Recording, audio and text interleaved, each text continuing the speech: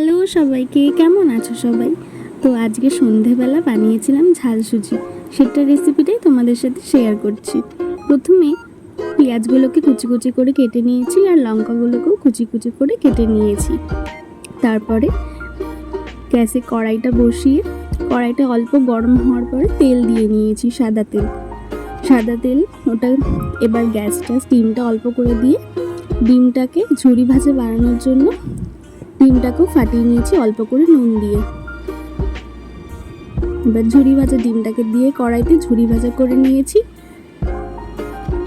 ঝুরি ভাজা করে নেওয়ার পর ডিমটাকে নামিয়ে রাখবো।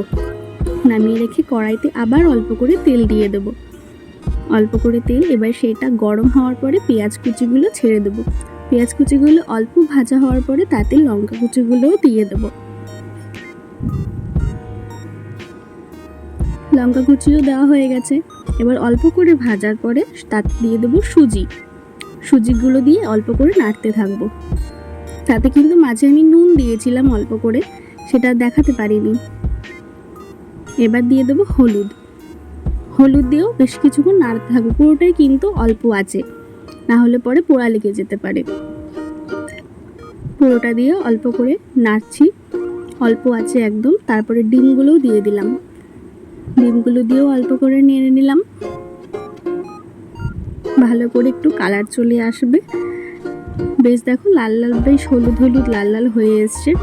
এবার তাতে একটু পরে যখন পুরোটা একটু ভাজা ভাজা হয়ে যাবে তারপরে দিয়ে দেবো একটু জল, অল্প, বেশি করে না, অল্প করে জল দিয়ে পুরোটা নাড়াতে হবে। দেখো নাড়িয়ে বেশ অনেকটা বেশ সুন্দর কালারও চলে এসছে আমাদের সুজিতে, দেখতেই পাচ্ছ। বেশ কিছুক্ষণ পুরোটা অল্প আঁচেই করতে হবে, তারপরে জিনিসটা ভালো হবে।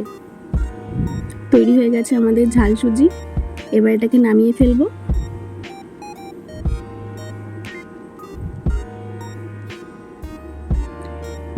নামিয়ে একটুখানি এবার টেস্ট করে নিতে হবে, দেখবো কেমন হয়েছে।